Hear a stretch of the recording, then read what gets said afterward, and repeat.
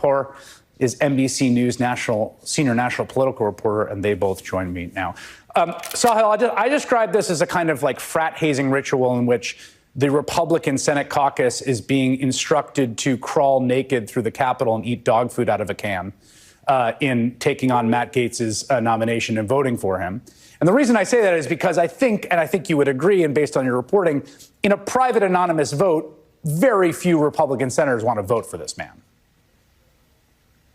I think that's right, Chris. I would describe it as something of a Cold War brewing between Donald Trump and Senate Republicans over this, which is that, yes, many Republicans have serious reservations about Matt Gaetz and would prefer that this nomination go away before they have to vote on it. The reason is if Donald Trump forces this vote and they shoot it down, it would weaken their president-elect out of the gate, and it would weaken the entire Republican Party. It would be a very bizarre way to start the new presidency, and we haven't seen, a cabinet nominee of a president go down on the Senate floor in decades. Usually they get withdrawn, but Trump doesn't seem interested in withdrawing this nominee. He also seems to be pushing Senate Republicans to see how far he can push them before they push back. That's at least the skepticism, or at least the concern that some Senate Republicans that I've talked to have, that he's testing them as well. Yes. Now, I would say, Chris, there are certain senators that we should look out for in terms of understanding which way the Matt Gaetz situation, which way the confirmation vote is going.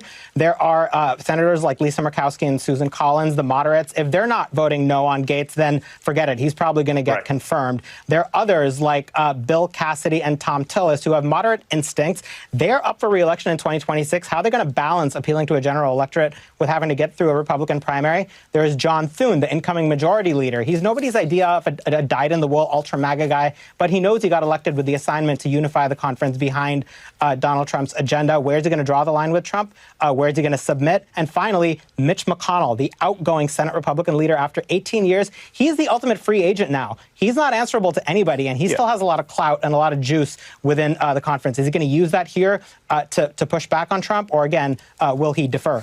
Their decisions. I mean, let me just point out that John Thune, who's really a traditionalist, he was not really the person that the Trump people wanted.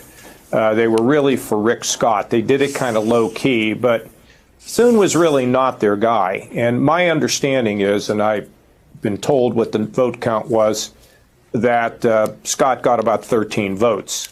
So Thune was overwhelmingly elected. And John is a traditionalist. He's from South Dakota. I've known him for, I served in the House with him. And look, I think you're going to find out that the Senate is going to do their advise and consent. I think they're going to look at all these nominees, not just Gaetz, but all of them. I think they'll go to hearings for a number of them, and they'll let the nominee speak, and then they will let those who have concerns be able to speak as well. And I think it'll be a pretty normal process. I don't anticipate you're going to have these recess appointments. I don't believe the Senate is going to give up that prerogative. And so, that's been the tradition. Now, this is a different time. Can I interrupt you for just a second, Governor? Yeah, because we just got some breaking news from our Hill team. Our team covering Donald Trump has spoken with a transition official. And they have given a more fulsome report than we have had in the past. They say not only has Donald Trump been making calls to Republican senators, he has been heavily working the phones on behalf of Matt Gaetz, that they knew that getting Gaetz approved would be an uphill battle, but that a full throttled effort would be engaged to continue to try to get him confirmed. Now, to your point, John Thune.